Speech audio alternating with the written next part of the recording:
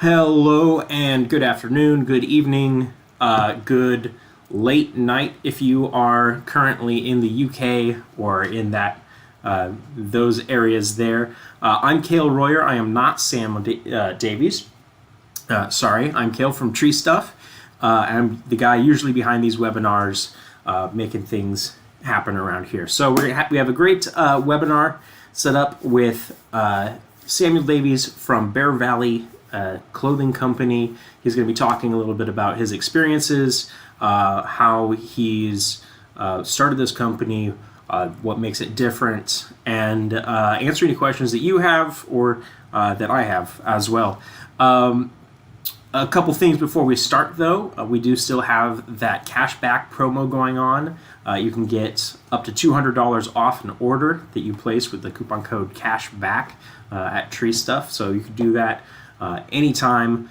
Preferably don't do it while we're talking, but you might want to do it like right after, because I can't remember how long the promo is running for. They usually don't tell me those things. Events coming up. We have Lunch and Learn with Teufelberger Live coming up in May.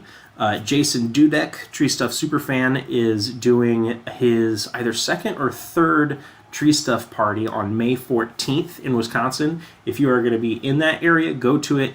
He puts on a good one. It's a good, fun time, and everybody's invited. It's free to attend.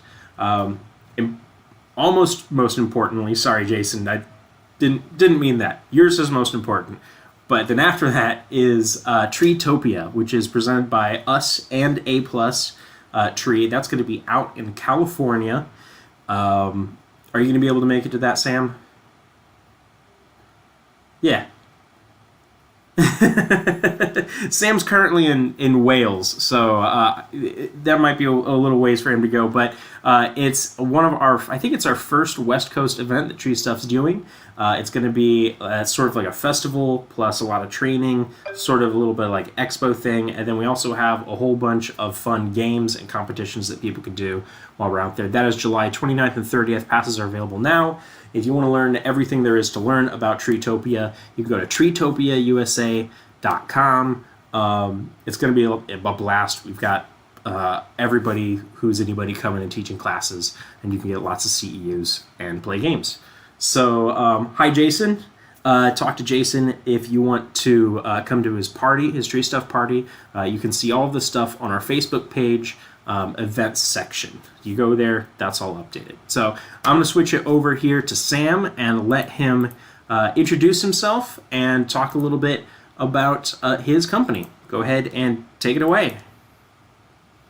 Hello, mate. Yeah. How you doing? How is everyone watching this evening? Yeah. So my name's Sam. I am the owner of Bear Valley. The company started back in 2015. I currently, around about that time, I was pretty much finishing my level 3 arboricultural diploma, extended diploma in Sparshot College in Hampshire. So it was kind of in the industry at the time. There was a few brands, obviously the big ones we all know about. But really, I found that the clothing and everything else at the time, there wasn't a whole range, like there wasn't a vast option of clothing, especially t-shirts. And t-shirts was the one thing really I was kind of looking for. Funny enough, my brother at the time, he was actually trying to make a gym brand, and he went off and he decided to make his own t-shirts. And I thought, nah, like, I can do better than him, and I basically just tried to outdo him. So almost in like a form of stupidity, I was like, nah, I can do this. And I thought, well, I don't really want to make a gym t-shirt, but I could definitely do something using up in the trees, working in college. And that's pretty much where the idea of Bear Valley came from, and how it kind of started in that sort of respect, really.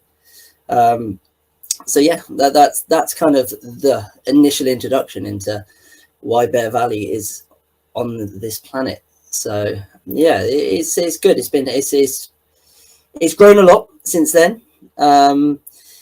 My time at college obviously allowed me to become the arborist I was. I worked alongside Bear Valley during the start of it, so I had the opportunity to know exactly what I wanted from a product, what everyone else wanted from a product. So there was a lot of times where you'd just be wearing, well, we got department stores over in here called things like Primark, which are really low priced t-shirts or garments, anything really. But when you were working, everything kind of got destroyed, or you would wear really old t-shirts or really old hoodies, and really there was nothing on the market. They just get destroyed.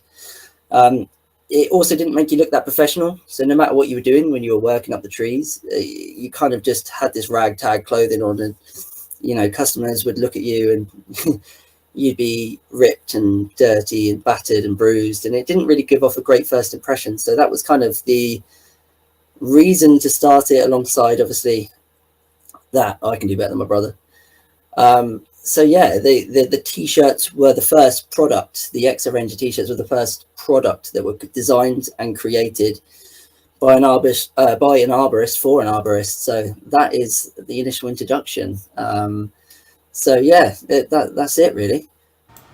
Okay, how long were you working in the arborist industry before you decided to start Bear Valley? So I think I started college back in, I think it was like 2014.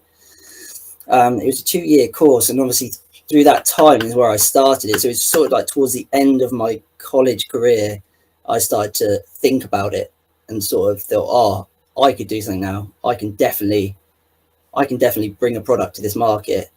I'm one of those people that just jump in 2 feet first. I'm like, oh, I need that. I'm going to have it. I'm going to do it. And it gets done, whether or not it's either badly or done well. That's a thought process that comes later on. But with this one, it worked. So yeah, it's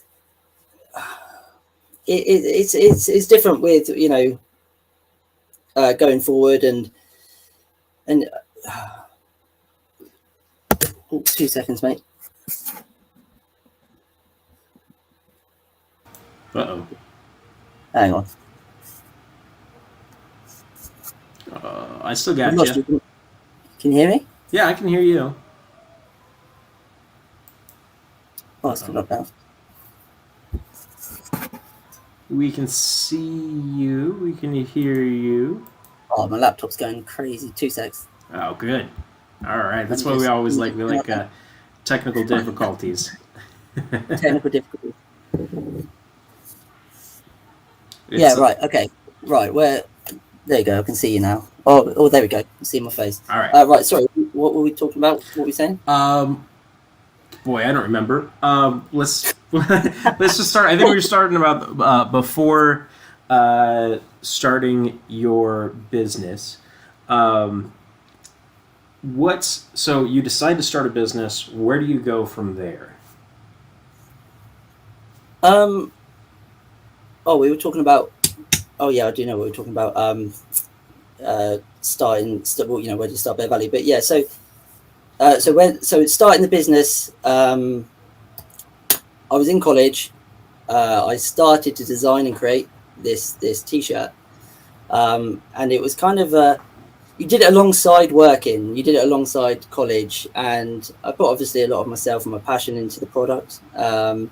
And at the time, it was kind of trying to get something to market. So you had the samples, you made it, you know exactly what you wanted from it. Well, I knew at the time exactly what I wanted from it, how it fit, the what were the unique selling points of this product, and it was to be the best arborist t-shirt on the market. But we just had to get there. We just had to get to that point. So we had 4 or 5 samples. We went to overseas, making the product to actually then become a business and a viable business model, and that was the hardest part. Obviously, at the time I was in college full time, so I was a full-time student. I didn't have a full-time job. I had a little girl that was on the way, so it was all a new experience. It was my first child, so it was hard. I actually had to borrow money off my friend, ironically, another Sam. I was like, oh, it was like some sort of mad sort of proposal. Oh, like if you just give this and then I'll give this back and we can make that, and look how much money we'll make. And he's, he believed in it. He's from Liverpool and he liked his money. So I think he sort of thought, oh yeah, we can definitely make some money out of this. And that's kind of just the start. That's when it became business. That's when it became, right, someone's put in at the time, it was a substantial amount of money for me. I was like, oh my God, like, I thought, oh, I can't believe he's done that, to be fair. Like that is, pretty decent of you. So yeah, that's when it finally became a business, like in that sort of sense. So there we paid for it, and then 100 t-shirts, just there they are. What do you do now? You got this product, you're working in them. You believe in it, let's try and get other people to believe in it. So there's 100 t-shirts, never seen the likes of it. I mean, it was just a big old box of t-shirts, and that's when it became the business. So were you making these samples by yourself? Was this just your hand stitching everything, or what's? No. It's, nothing like that. I didn't get the sewing machine out and start doing anything like that. No, like I said, it was a case of going overseas with designs and visuals and product materials and how I wanted it. It was a lot of sort of trial and error. You'd get something and you'd be like, oh, that's great. And it was the other time it was like, oh my God, like that fits terribly, or that material is rubbish. And it was kind of just that, making sure all of these things that were good went into that last product. Okay, so you've got your first 100. What now? Yeah. Oh, the first 100. So you sat there with 100 t-shirts, and then you got to learn how to make an e-commerce website, how to make a website, how to make a PayPal account, how to get a business bank account, and how far do you go with it? Do you become a limited company? That's what we had to do. Yeah, cool. You become a limited company, and very soon you realize, I guess through the errors and sort of experience of just jumping into something, how wrong you can go very quickly, or how accidentally right you can make it, or you knew what you were doing. So 100 t-shirts, how do we sell them?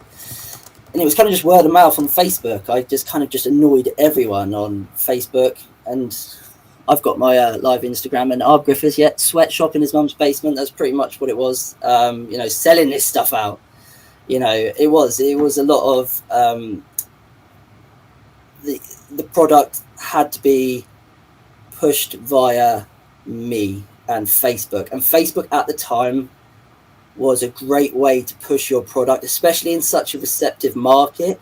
Facebook and all of the boys on Facebook, they enjoyed, they probably didn't enjoy it, but like they were happy with the harassment that I offered them, which was try this product. And I guess for the first time, a new product was coming into the market, obviously advertised and pushed towards them by someone who's actually doing it. I guess it'd be weird to see the British director of Still going, oh, have some t-shirts, or what do you think of these t-shirts? At this point, like I was asking these boys, what do you think of it? What would you change, or would you try it? And that's after they got it, what would you change? And and that's really what it was. And my first 100 t-shirts, they came in about the March time, I think, of 2016. About that time. And then my daughter was born on the 18th of April, which is in 4 days' time. And I had a brand new baby. It was fresh, a pram. And we went round the ARB show. So in England, we have a ARB show every 2 years. And in between that is an APF. So I was around the 2016 ARB show. No one had really heard of me. No one had really paid much attention. And I was pushing the newborn baby with 100 t-shirts. It may not have been all of them. It was just a big old box of t-shirts. Just going to any dealer that would listen to me, any of them, like, oh, go on, try it, buy some, go on, please. Even the boys in the street, they're going up to them. I was like, oh, you must recognize this lunatic that's been speaking to you on Facebook. And you're just like, no, I was just like trying to get that product to anyone that would listen. And yeah, it's a vivid memory for me. just to be in that situation, like you said, you got a newborn baby and you're trying to do a newborn business, and you're like, oh my god, like, what am I doing? Like, why have I spent so much money on this when I could have bought, I don't know, bottles or blankets? It was crazy. It wasn't a decision that was taken lightly by the girlfriend at the time, but we all laugh at it now. It might not have been funny back then, but I guess that's risk and reward, isn't it? I'll say. When did you start thinking like this is profitable? Like this is something that like it's working now. I think after a while, I kind of fell into a bit of luck at the time, because my friend who offered me the money, he worked in the local post office. So he worked there for years, and I'd package it all up. I'd write all of the names down. It'd take me forever, but it didn't matter at the time, because I was doing like 1-2 t-shirts probably every 3 or 4 days. Not even so it didn't bother me at the time. It was like, yeah, go on. I loved it. It just meant that someone was even just paying attention to me, so it was positive in my eyes. So I'd go down the post office every other day, and I'd see my mate, and we'd have a good old chat, and he was loving it because he could see, oh look, you're selling your stuff. Like, yeah, in his eyes it was just dollar bills coming in. Do you know what I mean? He was so excited, thinking, oh, all this money coming back, I can't wait to get paid back, whatever.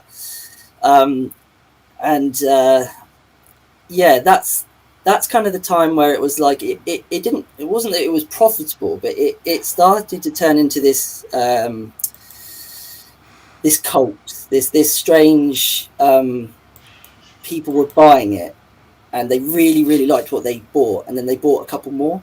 So you had these kind of like the original 100 buyers, and I still have people to this day that go, Sam, I still got your original one. It's got a few holes in, it's a bit dirty, but I love it and I still own it. And it's mad to think that was one of the first ones that came. So on top of that, we had this bloke who Sam knew in the post office, and his name was Andrew, and he was a printer. And at the time, he was doing workwear and clothing, not anything to do with the art industry, but just offering clothing and bespoke printing to anyone, really. So I just kind of had the thought, well, everyone wants their company name and logo on their clothing.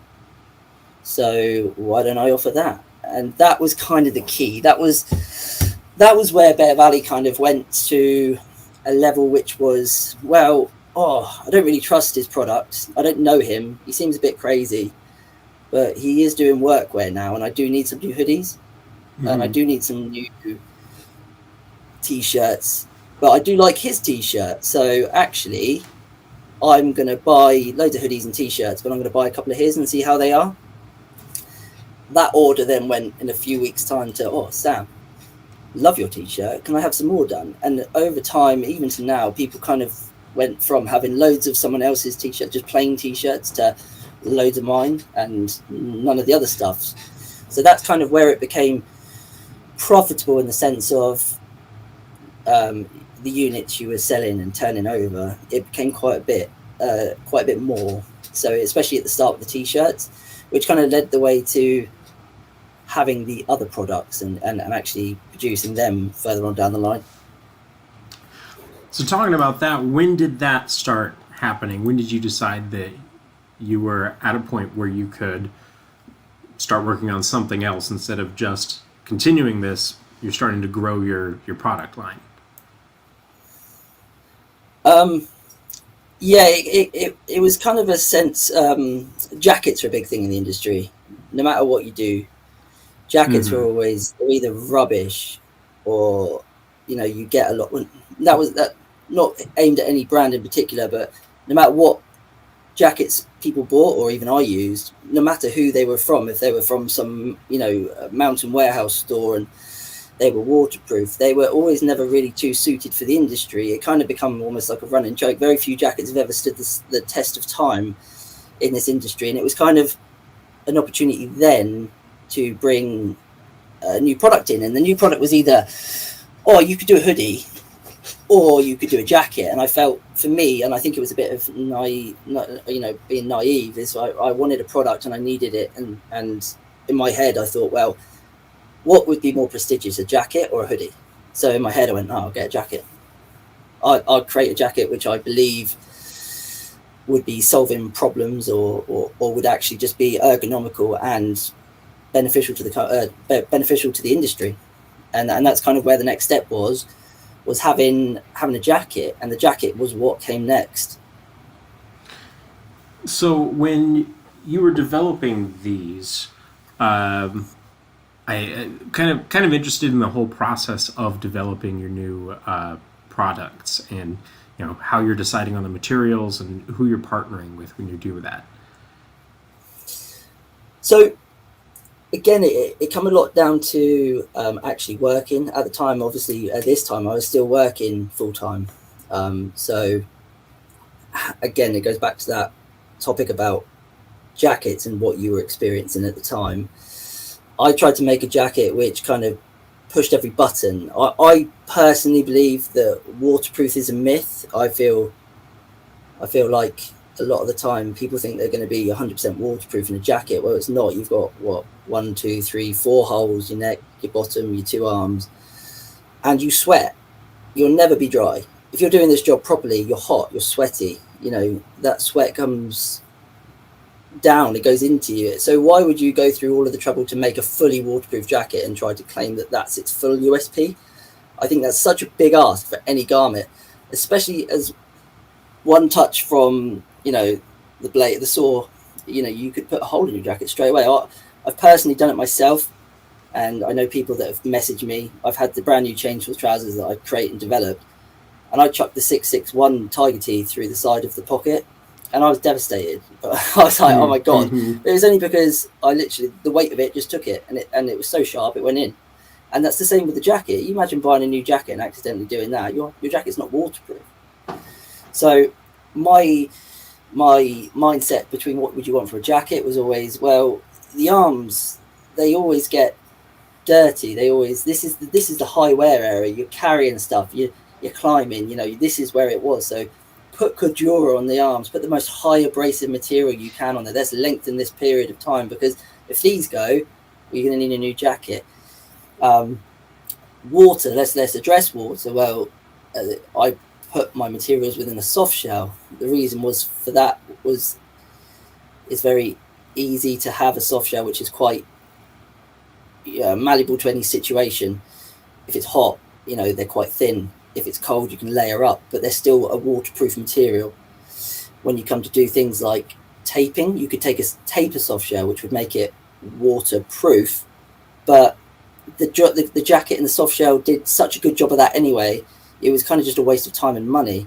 So what I came to design was a jacket that was well adept to having water that would run off the body, would repel from the jacket, but actually, if you're in a downpour or you'll get hot and sweaty, you didn't expect the jacket to keep you 100% dry. It was just such a good product to do everything that you would expect from a jacket, without kind of breaking people's hearts. People were they were overwhelmed, not underwhelmed by the performance, and that's just by having the product and actually how the knowledge of how the product worked was given to people, which I always find is the best way to keep customers happy, is explain, well, this is what the product does and the knowledge behind that. And once you just say that in a normal manner, your product then becomes exactly what you want from it. There's no hidden truths in my eyes, and that's kind of always what I want from all of my products. Gotcha. So given that, sorry, I was muted. So given the story behind it is important. I want to go back a little bit here. I've got a question from Pat in the Hat. That is his given birth name. He's asking, did you find it difficult to have a new business and new baby? He's in the same situation. And how did you go about striking that balance in your experiences? Oh, well, I'm not with her anymore. Not the baby, the mother. Oh, yeah. Yeah, no, I've kept one. It was very difficult at the time. I was quite young at the time as well. I think I was about 20, 23, 24. And you get a lot of why are you putting your money into something that isn't necessary? I think, there's a few bits of ways you could look about that, and we probably no point going into it now in the sort of sense of how the emotions were at the time, but people take things very differently. You either stand by someone or you don't stand by someone. I wasn't sure if the product was going to go anywhere anyway. It was kind of just, that's what I loved and wanted to create. Whether it was just that first 100 and it never came back again, it was just by happenstance that people liked it, they wanted more. Even so, that's a very hard thing to tell your other half, is, how do you go about trying to explain to your other half that money you could be spending on your newborn or your house or your life actually is going towards a new business? Because at the end of the day, if that business doesn't work, well, you've wasted a lot of money and you're sat there with 100 t-shirts. I mean, you can keep someone warm, chuck a load of t-shirts on them, but at the end of the day, that's all you had to show for it. So you had to sell them, and if you didn't, then that's kind of where that strain in a relationship comes from. For me, I kind of just persevered through it. I did what I did because I thought it was the right thing to do. And yeah, at the time it was very difficult, but we made it work. And I think that if anyone's got a business and they genuinely believe in actually the product or the service they're providing, then I'd say 100%, as long as that your family aren't absolutely going without, and someone's not negatively affected, then go for it. That's my advice on that, is that I kind of had to learn the hard way, but it's not all doom and gloom. It does come back round. I gotcha. All right, and I was muted again. Sorry about that. My baby was trying to knock down the door over there, so I was trying to keep you less distracted. Right. Still part of it. It's the halftime show. Mm-hmm. Exactly. He'll burst in here and do a little dance. So I want to talk about developing a business plan, where that came in with you, with your experiences, kind of starting with that one thing and then going from there, and how you deal with that. It's kind of, for me, the business plan, again, it was it was my sort of personality and how I deal with things. There was no real business plan. It was just, oh, I'd like to make a t-shirt. Oh, I'd like to make a jacket. Oh, where can I get this money from? From the time that my friend paid for the t-shirts and I paid him back, we were then obviously offering out all of this other stuff, which was t-shirts, hoodies, all printed up. I had a different source of income then, which was additionally pushing the t-shirt income. So I wasn't solely relying on Bear Valley products, because I was able to put the Bear Valley products alongside other people's products, as in blank tees or blank hoodies, and then offer that out. That allowed for obviously healthy sort of numbers for myself, and I suppose anyone who'd want to see it, which then kind of spurs you on to, oh wow, we did it with t-shirts, let's make our own jackets. I actually then went on, not on a business plan, but I kind of went to my granddad, oh, what are you doing with some money? You fancy helping me out? And he's always been a businessman in his life. So we both had a very similar idea in our head of business. We both obviously wanted to, he wanted to help me and I wanted to grow. And he's been there, he's done that, and he's retired. He just thought, well, yeah, actually, I can help you out. So he actually bought the first set of jackets for me. And again, it kind of went through the process of that small amount with my friend to the bigger amount with my granddad. And that was kind of the business plan for a long time. It was kind of just buying something, trying to sell it, selling it alongside the printed clothing, and then kind of just that steps, like stepping up. It wasn't until sort of after those jackets were sold, or being sold successfully alongside the t-shirts, we actually had so we made t-shirts, jackets, and then we made a few more t-shirts and a few more t-shirts. We went from 100 to 200 to 400 to about 1,000 t-shirts. At 1,000 t-shirt mark, we kind of then had the t-shirts and jackets kind of like leveling out. At this point, it was kind of almost not getting stale, but it needed a bit of an intervention, and the business plan wasn't really something in my head. I just kind of thought to myself, well, we need hoodies, we need a few more jackets, we could be doing with different products. And really that kind of egotistical, I wouldn't call it narcissism, but you just wanted to make sure that your company was really growing at a rate that you expected it to grow, potentially not so much that how it should have grown or how it should have grown properly. And again, it just came down to inexperience and me just being sort of gung-ho with it, and I want everything. At that point, I kind of approached another friend. After all of the other debts had been paid, I kind of went to another personal friend who owned a much bigger company, and they actually allowed me to grow to the point I am today. And I wouldn't be here without them today, but the figure that was put forward allowed for loads more t-shirts, loads more hoodies, loads more jackets. And that's when there was some, I say you could call it a business plan, but that's when the business had to have a plan and it had to go forward. And it's still, even to this day, still trying to work around that with COVID, with other silly little things that are stopping the world go around as it should do at the moment. And that was really difficult. But really, I never developed a business plan, not until right now. And the business plan is so new that it's actually being implemented as we speak. I mean, so it's not something I'll probably go into on this podcast. But, I'd never really had one before. It was kind of just, was your brand good? Can you sell it? Yeah, we're having a lovely time, like absolutely lovely time. We're selling stuff, Cloud9, we were getting Facebook marketing at the peak of it, and we were making loads of money, loads of customers, absolutely happy smiles on faces everywhere.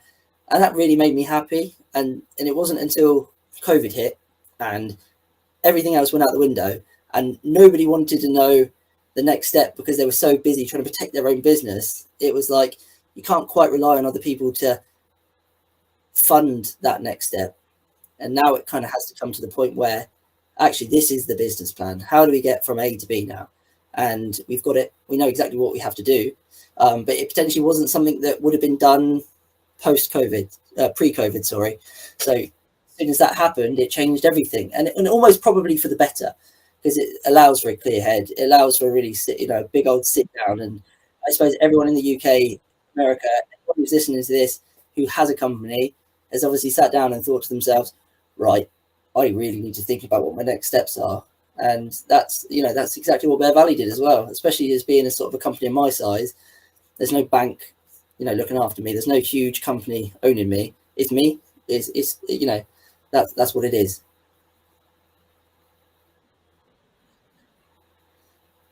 Still muted. So talking about that, what's I guess, do you have goals set for 2 years out, 3 years out? What are some things that you're hoping to do? Yeah, we got goals, and again, I think at this time as well, they're so close to what we're actually trying to do. It's just speculative, and really, it's kind of just getting Bear Valley to the point where we know exactly. We're trying to basically put the products down into a nice and linear option. There's too many colors, there's too many sizes, too many colors, and then obviously when you add that to sizes, you find you get a lot of product lines, and the product lines mean that you have to buy a lot of whatever you're doing. That inherently means a lot of money. Mm-hmm. To streamline products where I'm able to print, it seems silly to then have a color which is only set for a single color. The industry is predominantly either lime green or orange. Mm-hmm. So Bear Valley as a company, I suppose, for that furthering the business plan is making sure that, well, if I can offer printing, then why don't I just have one singular darker color, which could then offer for green, and it could offer for orange, or it could offer for any color. And really, that's kind of how I'm getting around that, is by the company sort of focusing products on what, the core that sell, and stuff that we can get a lot of stock of, and we know exactly what we're doing. Too much stock, as you probably well know, is a big old problem for everyone involved. Yep. Just trying to remove that issue. Mm-hmm. I gotcha. What does a day in your life look like? What are you doing as the sole owner and sole employee of this company? Huh. Um, so I do a lot. I do everything. I do absolutely everything. I pick, I pack, I do uh, my own disciplinaries to myself. I just do everything, literally everything. Even the only thing I don't do is obviously the in-depth tax and accounting type stuff. But I pretty much set it up to the point where I give it over. My life is entirely, the day in the life is get up in the morning, do the orders, do the tax, get up to the stage where I've got all of the orders who's printing or just been sent out, send it out, or then go to the printers to carry on and print the clothing that we've got printed for the day.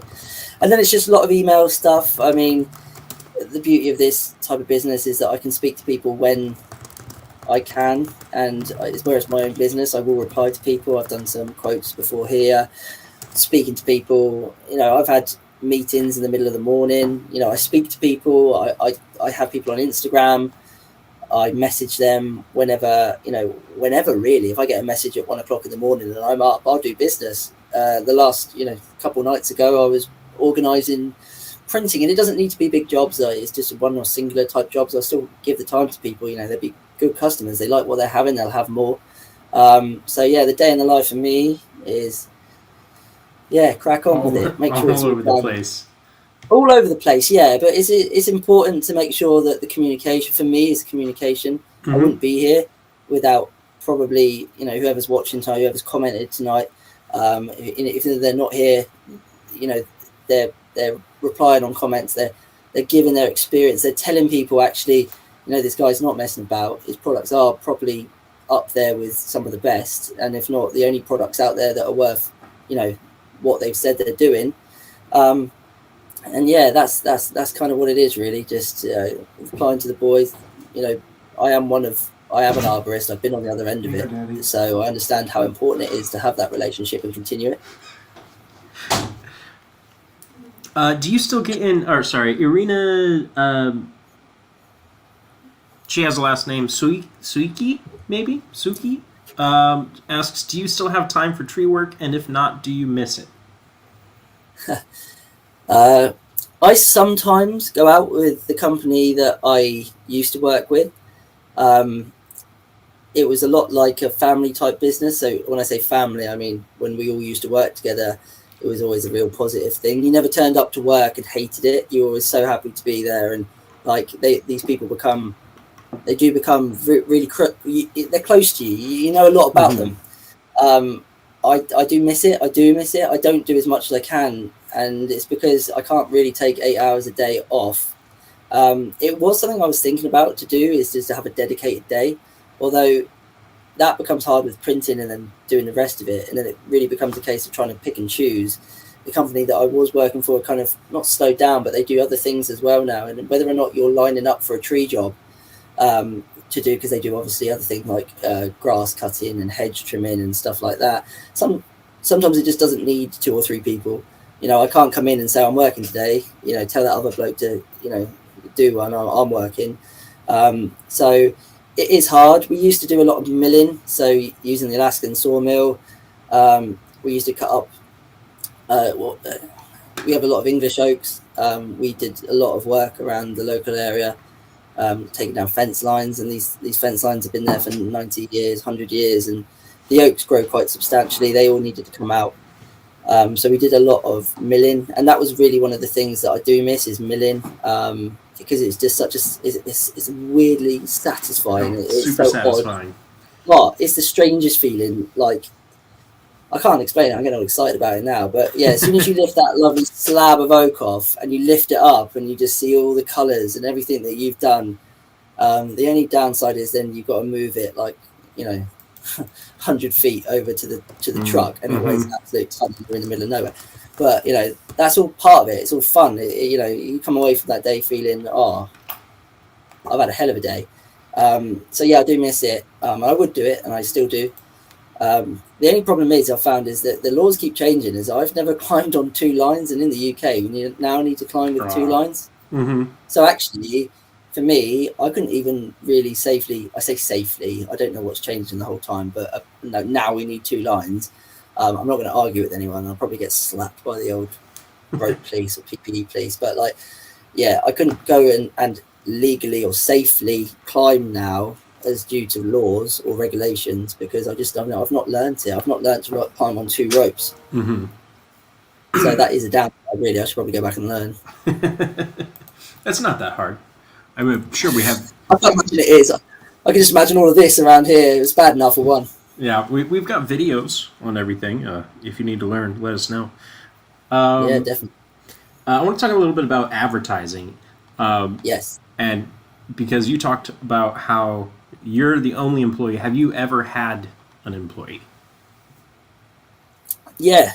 So at the time when the biggest financial investor came into the company, we had a lot of stock, and we were making quite a bit of money in the sense of Facebook advertisement. So we all did it. I did properly. Again, another friend from school, he has his own Facebook marketing company, and we did very, very well with Facebook advertisement. Everyone it hit everything right. We did a lot of work with that, and at the time, I had my friend and another friend. It was a big old family business. My other friend was working for me. He worked for me for 2 years, so we worked together, and really it was just an extra set of hands. We had a lot, we were getting a lot of packages out the door in the day. He just did everything, really. It was kind of just, you come to work, you had your mate with you. So yeah, I did have him at that point. In terms of marketing, at the time, it was Facebook, and also a lot of Instagram. Instagram is huge for me. I don't think it's ever stopped being big. I don't think it will stop being big. It's such a great way to give over your media and show exactly what you're doing in a very sort of, concise frame, really. It's just there, isn't it? People like it. People comment. If they don't, they scroll on.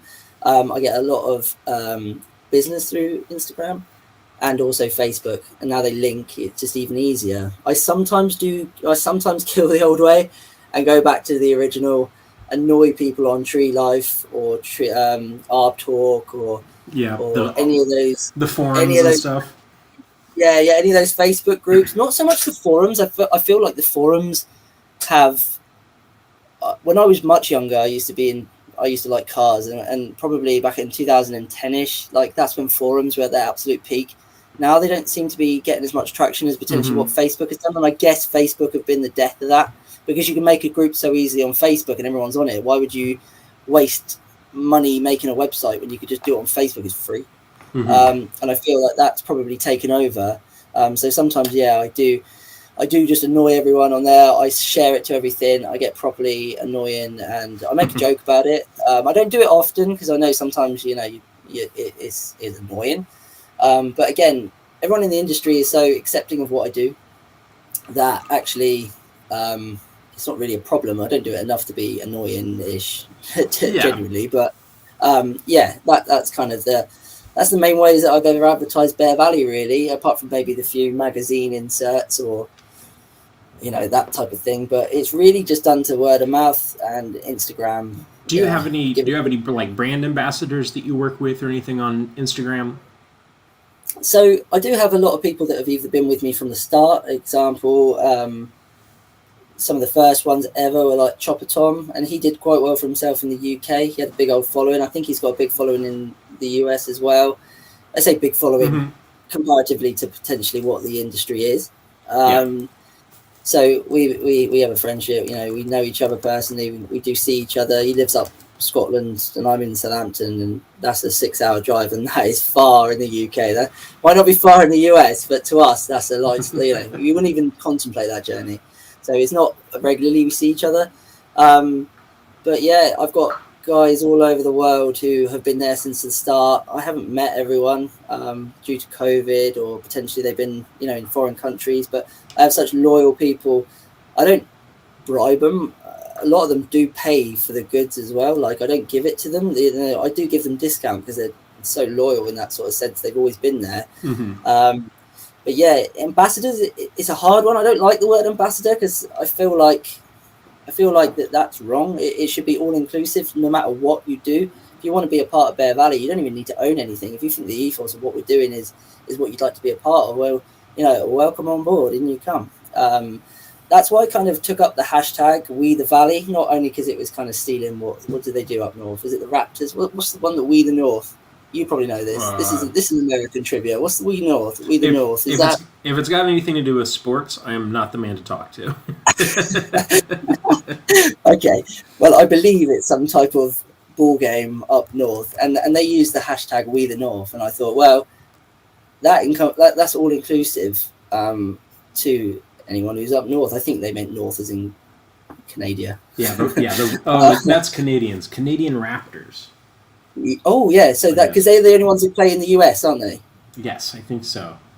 Yeah, so that's why they're We the North, because they can just go, oh wow, all of Canada can now be under the Raptors. That'd be great.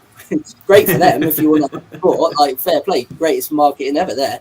So that's kind of what it was to say, right, you've got We the Valley, and actually if you want to be a part of it, you're a part of it. You buy a piece, you're a part of it. I don't really give anything in the sort of sense of, oh, try this out if it's good. I think, well, the product's been around now for 7 years. If it wasn't good, mate, I wouldn't be here. I do get people asking every now, and I'm not that rude to them either. Like, I do say to them, like, oh, thank you so much for like wanting to be a part of it. But it's kind of gone past that stage now, and yeah, if you want to be a part of it, you're a part of it, and that's my ethos, really. All right. Fantastic.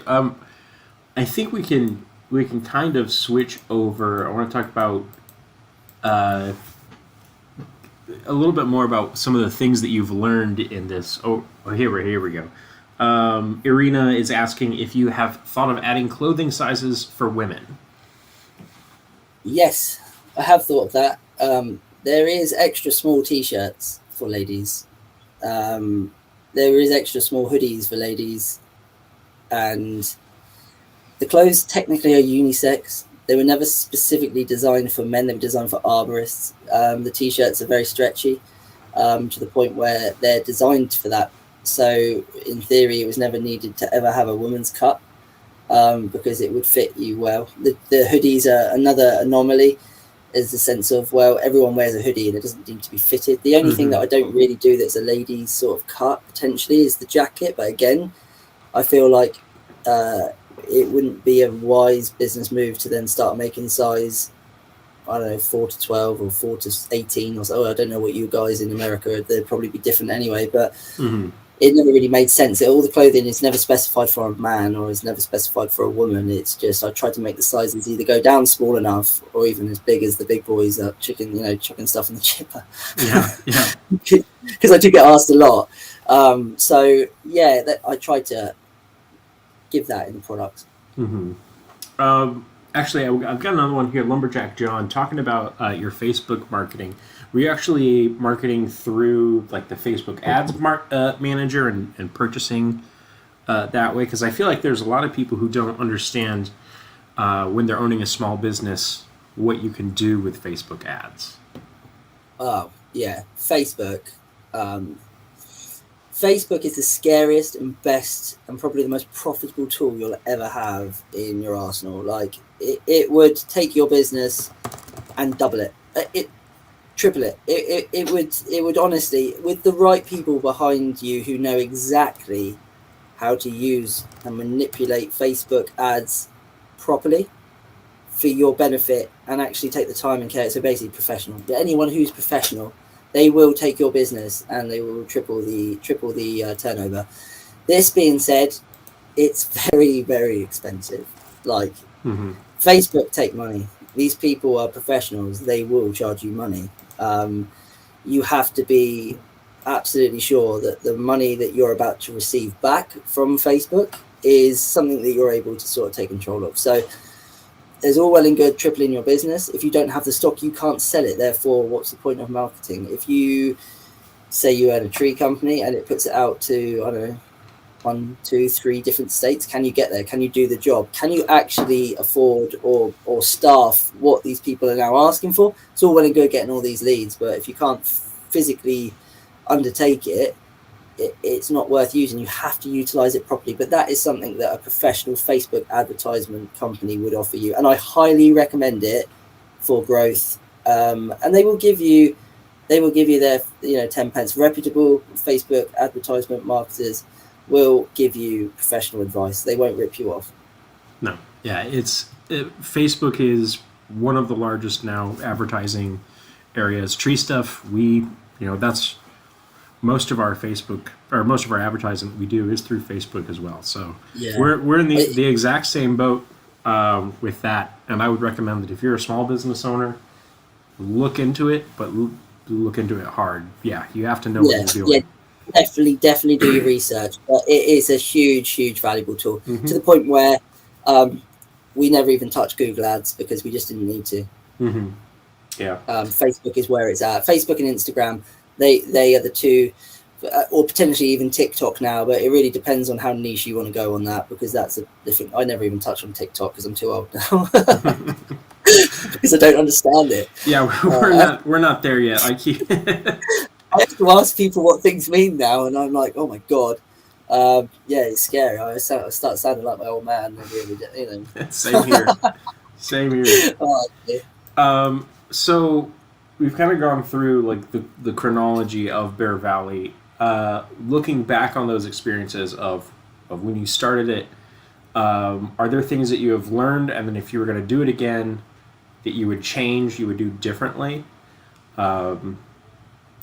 I guess that's just kind of a really open question, but I think there could be a lot there.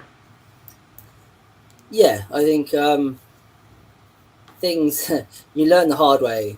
It's difficult. That question's difficult because actually everything you would have done differently.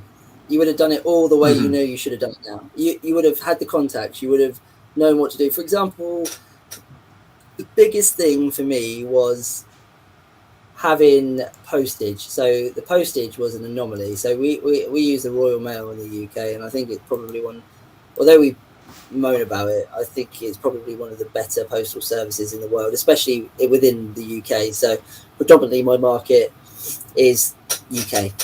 So I was handwriting out everything, and it'd take forever.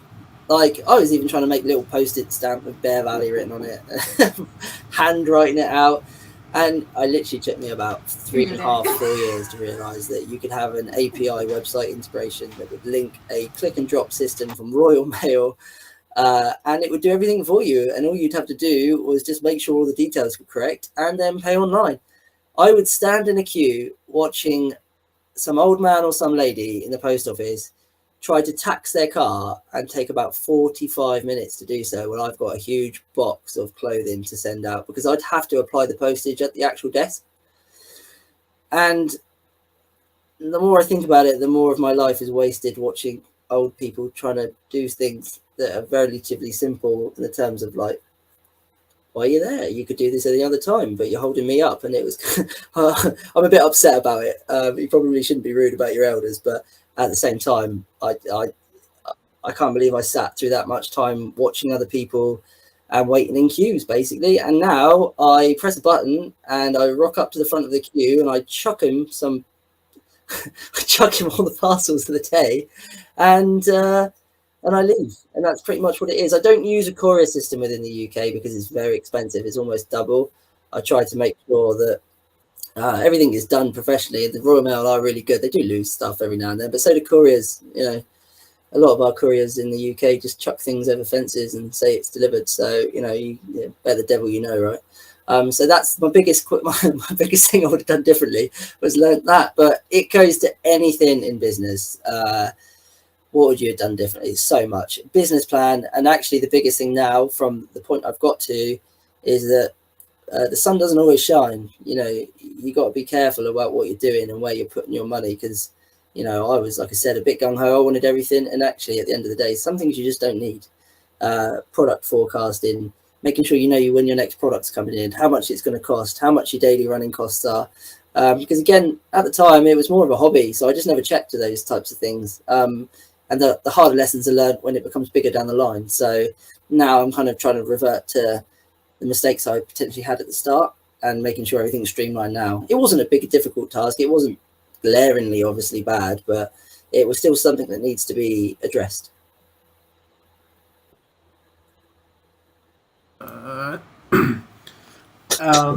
Sorry. So I guess I'm looking for more any tips and tricks that you would recommend someone looking at creating a new business, just like you're looking for your different way to ship things. Um, in developing products, when you first started with that, is there anything that you've learned, any lessons learned there? I don't think it's lessons as such. There's nothing that I've ever done that's gone, oh God, I wish I never did that. The biggest lesson potentially is a lot of emphasis around the minimum order quantity and how much you need to make, especially when it's bespoke and designed. You can get a lot of stuff that's rebranded on a low MOQ, but actually the stuff that's actually you're designing and you're making, that is the biggest thing to think about. So, like I said before, my mistake was, I've got 5 different colors and 7 different sizes. That makes a big order, and that's kind of just a lesson there for the manufacturing side of things. Order what you need. Try and get the matrix involved, which is know what you sell over how much of a period of time. Because again, I wouldn't sell much jackets in summer. I just don't. Hoodies is in the height of summer. You don't sell it. We have a very a generic sort of weather system in the UK. Spring, pretty wet, kind of warm, not really sometimes. Then it'll snow. But then as soon as the summer comes, you've got, I don't know, a month of sun, and then it goes back to the opposite again, which is you don't know if you're going to get snow or cold. So we know when things are happening, and the difference, I guess, between is really difficult for me as a British owner to kind of understand what's hot in the US and what's not, and when it's hot. My biggest ever sort of realization of that was I went to Vegas in 2018 for a wedding. Or was it 19? It doesn't matter. But That'll tell you what hot is, yeah. well, you'd say that. But me and Simon, who was working for me, we went to Vegas for my sister's wedding. She got married by Elvis, by the way. Beautiful it was. The best wedding I've ever been to. But it was snowing. We went there and it was snowing, and it was just as cold as the UK. And we went out first, and it snowed, and everyone in everyone in Vegas had not seen snow, and me and Simon are like, oh god, here we go, like we finally come to a desert and it's snowing, like brilliant, yeah, cool. Like and apparently Vegas hadn't seen snow for about 12 years. Yes. And we get there on the 2 days that it had snow, and I told all of the family, I was like, bring a coat, it's bloody freezing out here. We're walking around in a hoodie and a jacket. 2 days later, we're walking back, and it's absolutely boiling. It's like 30 degrees. Everyone comes off the plane with coats and jackets. It's freezing, thinking the desert was going to be cold. And it was going to be like that for the whole week, and it wasn't. And this is my problem, is that when I'm trying to then obviously think about what products will go really well where, I don't know if it's hot in your area. I don't know if it's cold. I don't know if it's really hot in the day or really cold at night. Like, I don't know what sells well, and that's just down to local geography. But in the UK, I know exactly what's hot. I know exactly what's cold. We don't have a huge divide between potentially Scotland and down south. It's a few degrees of that. But yeah, that's the hardest thing, is the manufacturing, learning what products you need and when. For example, there's a huge lead time. So if I'm making jackets, it takes 6 to 8 months. Same with hoodies. So if I order these jackets at the end of the summer, they're not getting here until when? Springtime. But if I order them, in the winter, well, I've missed my chance to sell them effectively. And then you've got a lot of stock that's sat there and that's not selling, or it takes a while to sell. And again, that goes back down to lessons as well. Holding on to stock, buying too much stock, and that's kind of, that's the biggest lesson. It's an expensive lesson, but you still got the money there. You still sell it over time. Yeah. How would you? Actually, first, do you have one of your shirts around there that you can show off? No, unfortunately, I'm sorry. I'm actually, like I said earlier, is I've actually come from England to Wales, so I'm currently in the valleys in the middle of Wales at the moment, seeing family. There's birthdays happening, even we're all Gotcha. celebrating. We're celebrating, even the big one coming back Mm-hmm. to life, dying and coming back to life. Everyone, we've got birthdays and death days. It's a beautiful time. We're having a lovely time here. So Nice. yes, we've got a few beers. It started a little bit earlier. So no, unfortunately, I don't actually have anything. I don't have any. I don't know. I'm in my old man's office at the moment, and you may have a T-shirt somewhere, but Yeah, I think my T-shirt is underneath a hole. I've got one of them. And it's underneath a hole. yeah, I don't know. If it was, I would have brought I just one. wanted to But show people how much stretch you have in this, because oh, there's still a little bit of discussion going on about women's sizes, and just needing like curvier fit. And I wanted to show just how stretchy these are.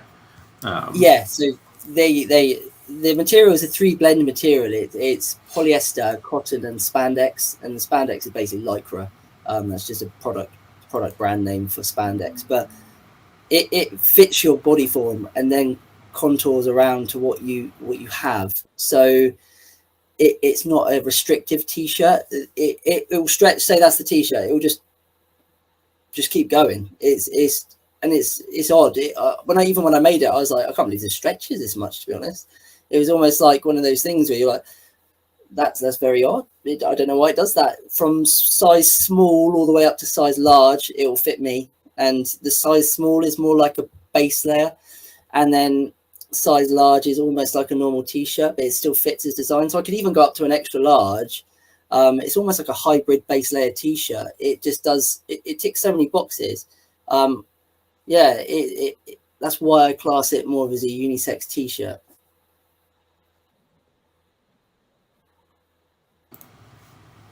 Here we go. I can hear you now. Sorry. So when talking about going into different markets, what's obviously you've got the hoodies, you've got your jackets. What other products? What is your idea behind, aside from that, behind going into colder climates and hotter climates? See, that's a really difficult one because my predominant market is Britain at the moment. It's the guys there that are kind of, I suppose, pioneering the purchasing.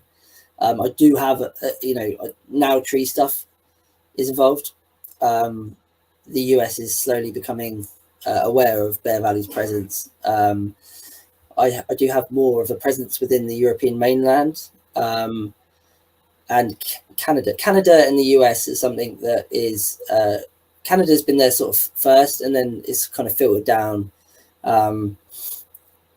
Yeah, it's a bit. Yeah, it's hard. Having sort of Bear Valley products in those sort of places. I don't really know, in the sense, like I said before, what's hot and what's not, and what would sell well and where, because the Europeans as well, they like different colours to what the British like. They like red and yellow, as you see in Fana. Again, when it comes to the American market, I could have warm and cold clothes, but whether or not they'd suit the market is another thing. There are a lot of plaid type shirts, and I speak to a lot of the guys like August Unicky. I speak to him quite a bit about clothing, and he's had my stuff. He wears my stuff.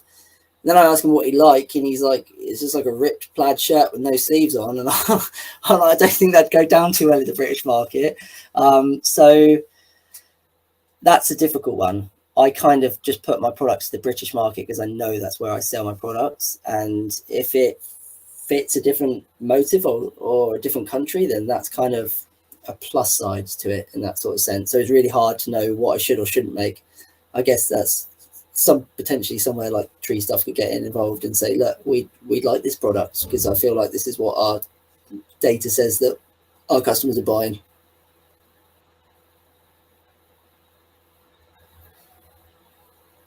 Muted.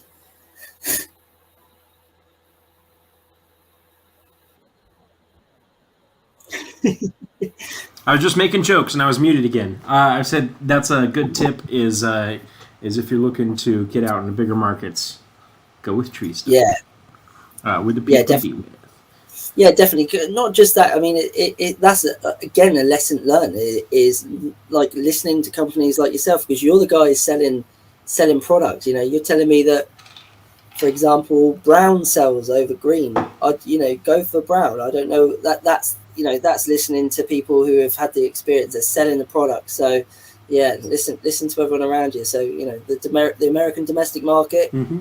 will be a whole new product range that could sell on its own. So that's it's always something to think about. I will give you a little tip on that. Brown, not so much. If you put the Tree Stuff logo on it, though, anybody will buy it. Exactly. Well, yeah, we'll start doing that. We'll get some Bear Valley tree stuff slapped all over it. Perfect.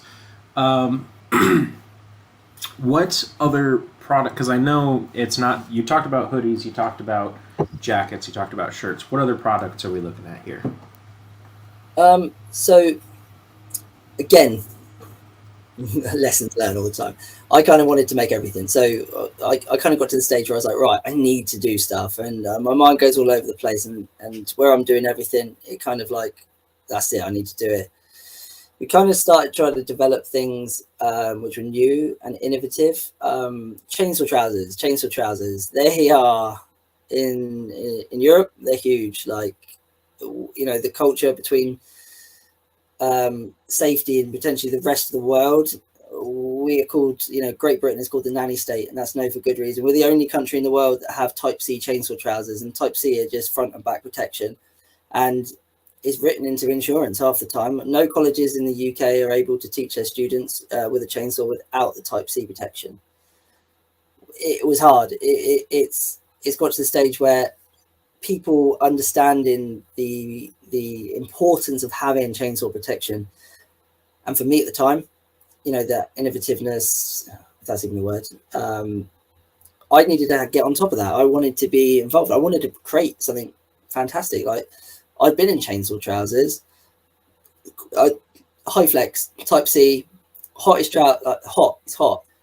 I love those trousers. They're the first trouser I ever got. The Type C, still high flex, and everyone remembers the high flex. Don't matter who you are, high flex. Yeah, everyone remembers them.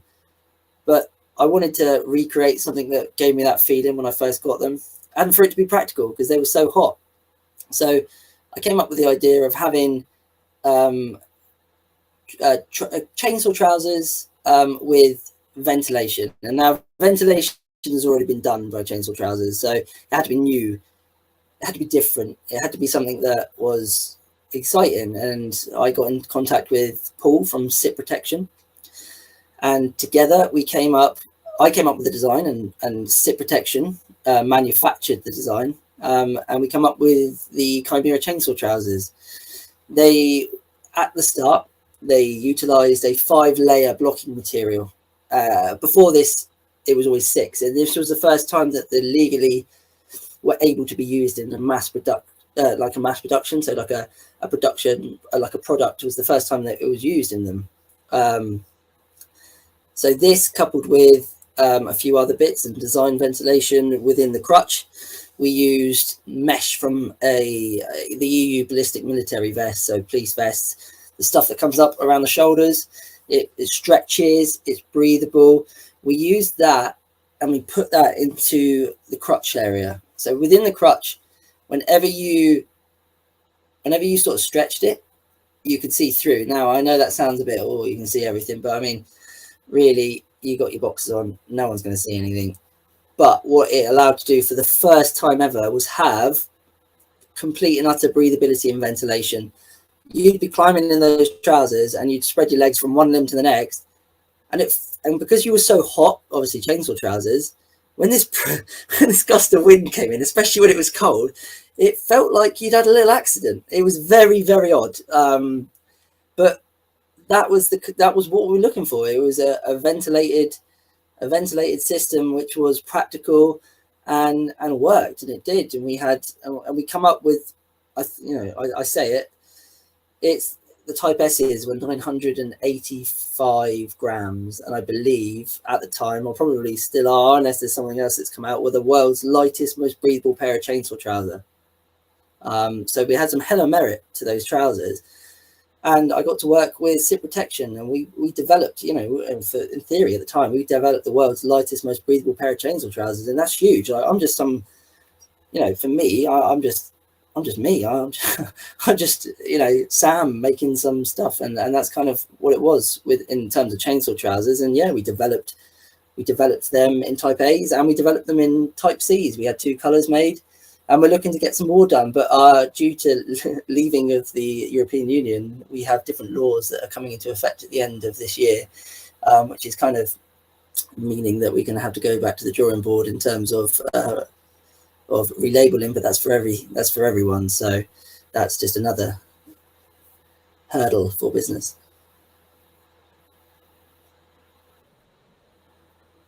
What colors do you have for the Chimera? So at the moment, we had just the black and orange and the black and green. Now I say at the moment, there's no point really talking too much more about them because I've only got smalls left of them. There will be more made when we obviously come to that bridge and we fix the labelling issue, or not fixing, when we amend and make it legal within the UK.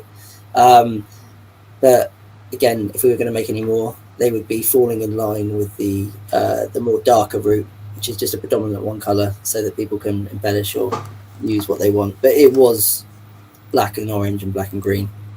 Okay. And what are the colors on the t-shirts? So there's 6 colours on the t-shirts. There's the T-Rex, which is like all green with black sides.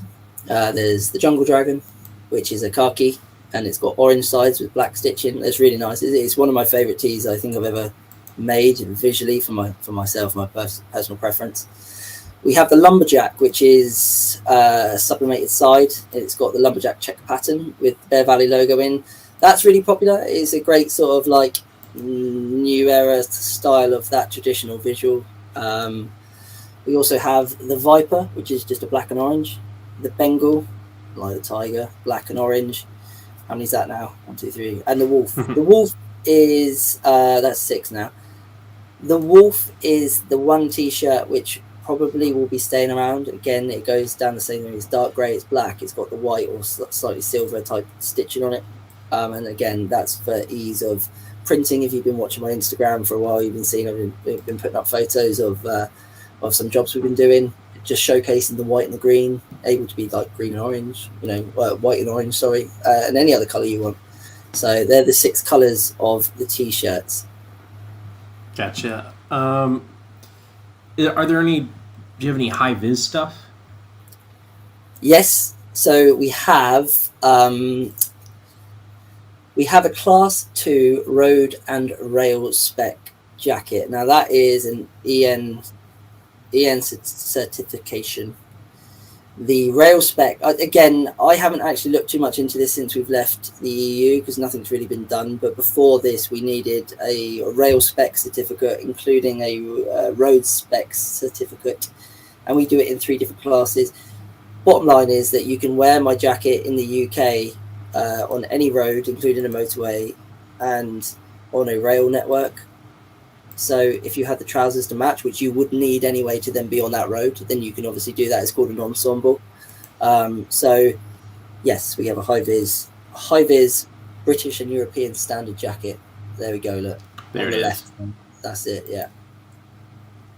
The Alpha. The Alpha jacket, yes. So Okay. that's fully compliant with printed high-vis strips. It's a really nice jacket.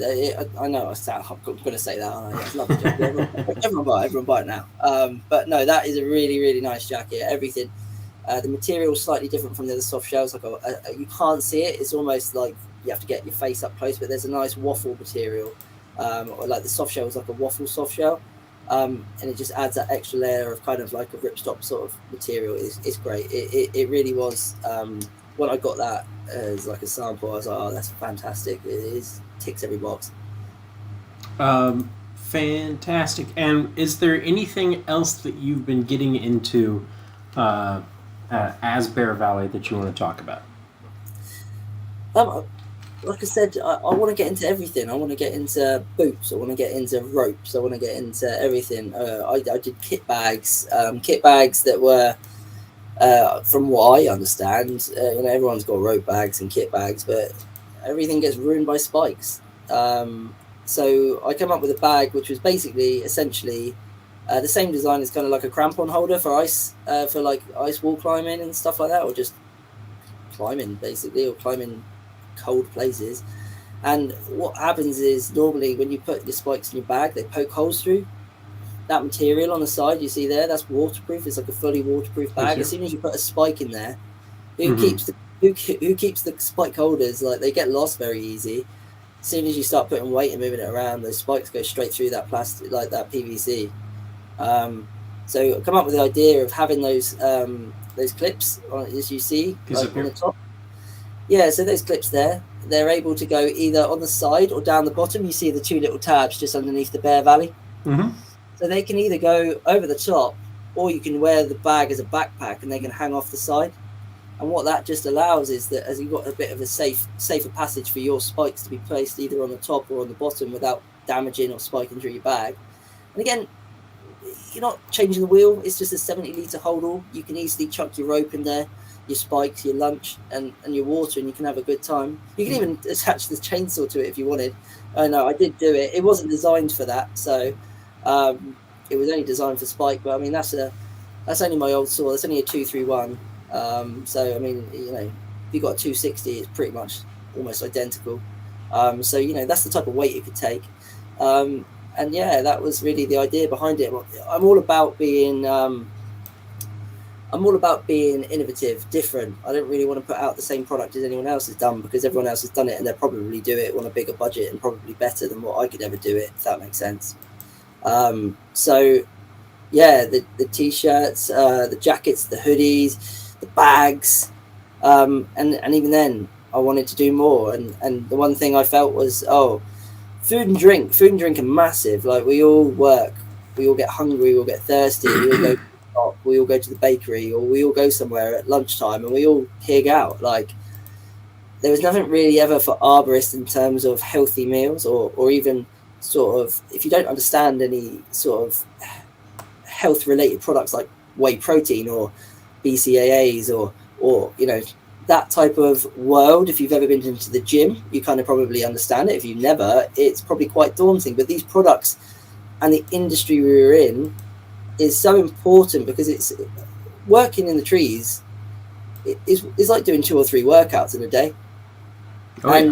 You never come out from a workout and go, I don't need anything to eat. I'll just eat. I'll have a Red Bull, or I'll have a Monster, and I'll have a cake, and like that'll do. Like, that's my pre. That's what I do after post workout.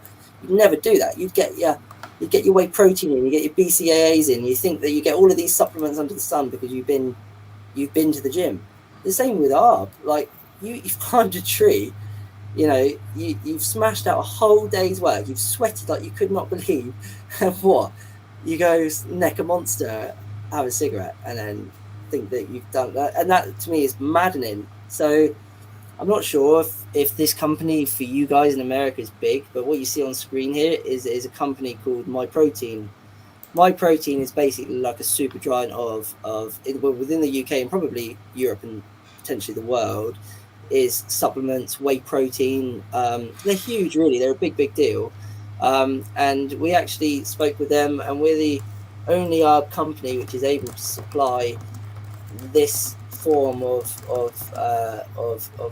I suppose supplements and whey protein, or dietary food supplements, and we're allowed to sell it alongside Bear Valley goods. So really, again, it's about knowledge. So I inform people, well, you've got your whey protein, that helps muscle build, repairing muscles. You've got your Insta Notes, that gives you that carbohydrates, the energy through the day. You've got some BCAAs, real simple stuff. They help repair and grow, and that's just kind of what it is, really. It's just real simple, small range of things that I would personally say to people that this is safe, this is what your body needs, and we shouldn't really not be neglecting it, because you hear all the time people are falling apart by the age of 30. They need ibuprofen and everything else like that, just to keep going and keep working, and really it shouldn't be like that. But we should really respect our bodies, and that's kind of where I wanted to go with that, sort of pioneer a new sort of form of arboricultural food market, because it's not been touched, and it should be. Another thing is hydration formulas and and all it is healthy, zero sugar, nootropical drink. So it's got all of your vitamins and minerals that you'd need throughout the day. You chuck some of that in some water, shake it up, and through the day you keep yourself up with your salts, your minerals. That is the hydration part of things, and it's so important, and it's so easy to do because everyone's taking water, one scoop straight in, and that is the future of where I see brands and things like that to go. It won't be long before other brands cotton on that food and drink are something that needs to be addressed. So, what other you said you are working with? Oh, real quick, do they offer vegan stuff? My protein do. They have a clear whey protein, which is absolutely delicious, by the way. I'm not one for. I mean, I don't know if you saw my Instagram post before this. We've had a lovely bit of meat and venison and steak's been lovely, but they do a clear whey protein. I was so shocked at how amazing it tasted. It was fantastic. It was incredible. They do. Bottom line is, I'm going to stop getting all excited about the whey protein, but it is vegan. There are vegan options, yeah. Okay, and so you did the chainsaw pants with SIPs, right? Yep. SIP protection. You've got the MyProtein. Is there anyone else that you're doing collaborations with? I do some hats every now and then with New Era, so just like the New Era baseball caps. And in the past, I worked with DMM, because DMM are actually in Wales, as you probably already know. And we came up, it was nothing new. We didn't create anything different. We basically just had our own color of carabiners, and we just based them off Marvel characters. We had some different and unique versions of those. And yeah, I had no right to sell carabiners, but we worked with DMM. We did the Bear Valley DMM colors, and really my whole ethos is to have, there's a couple of them there. Look at them. Look, there they go. And there's the New Era cap on the top left. Oh, yes. So yeah, I did them, and that's just the current color of the blue version, blue and gold, navy and gold, a little bit regal. We've done some really nice colors in the past. We've done some really, I'd say that's probably the worst selling one. We've done some ones that have just sold out within seconds. Like we've had a camo one with an orange Bear Valley, like a plaid pattern. That was mad. We've had some just standard black and green. I guess again, we just did a few in that color just for a little bit of a royal change because it looks nice. Black, the navy and gold in person looks really nice. But yeah, they're kind of the collaborations that I've been doing. I'm always up for working with people, anyone in the industry. Because I've been on both ends. I've been a consumer, and I've also been obviously the person to make the products. So with me, competition is a different idea in my head. Like, it's not competition for me. This market is huge. Like, there's room for everyone. There's room for probably another 3 or 4 brands if we really wanted to go that far. But for me, I'd work with anyone if it's just a good product that people can get behind and they enjoy what they're seeing. That's just what it would be. If I came to work, I'd want to be happy in what I'm wearing, and that's kind of what my idea is bring those products to make people happy. All right, and you said that you are in Wales right now. I am in Wales, yes. Where is Bear Valley located? So Bear Valley is located in Hampshire, which is southern England, and in a place called Southampton. So Southampton is right down low. If you look at the map of England, you see the little bit of land that is not connected. That is the Isle of Wight, and I live pretty much on the coast. I can see the Isle of Wight from my house. Oh, wow. All right. And where did you study to become an arborist again? It was so I studied very well-renowned college within the world. I loved my time there. It was called Sparshot College. It's an agricultural college in Winchester, which is in Hampshire, and they do level 3 arbs. I think they even do master's degrees in arboricultural level. I think the level 3 diploma then goes on to the uni degree, which is a level 4. So they offer a huge range of arboricultural courses, and yeah, I've got a lot of love for those guys. I still see them, speak to them, offer them clothing. if they want it, they can have a few bits and pieces. They did me well. So yeah, a lot of respect from there. Great. All right. Well, I have posted the link to the quiz for the CEUs in the comment section, and in a little bit when we're done with this, I'll be posting it in the video descriptions as well. So if you're looking for your 2 free CEUs, all you have to do is pass that quiz. If you have any questions, you can email me at media@treestuff.com or kale@treestuff.com. It's CALE, like my first name. There we go. Sam, how can people get a hold of you? How can they see all of your line? Real simple.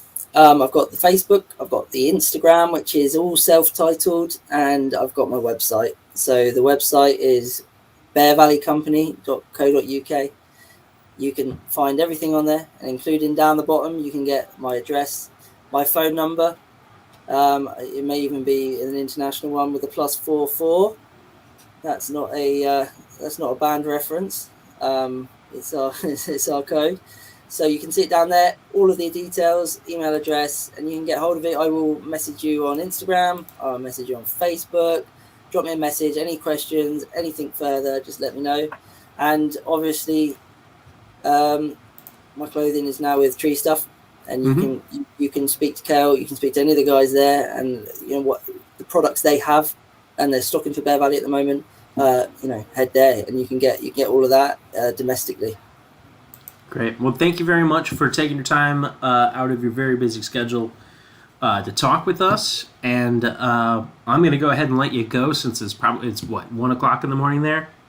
Yeah, well, we've had a good few beers. It's been a lovely time. It's half 12 in the morning. Well, half 12. But don't worry about it. We've got the Easter weekend. We've got lots of thrills and spills happening further on. So, no, I enjoyed it. It's been great speaking with you, and I've had a lovely time. And yeah, if you've got any questions, give me a call. And if you want any Bear Valley products and you're in America, head over to Tree Stuff. So it's been brilliant. Thank you very much. Great. Thanks. Cheers.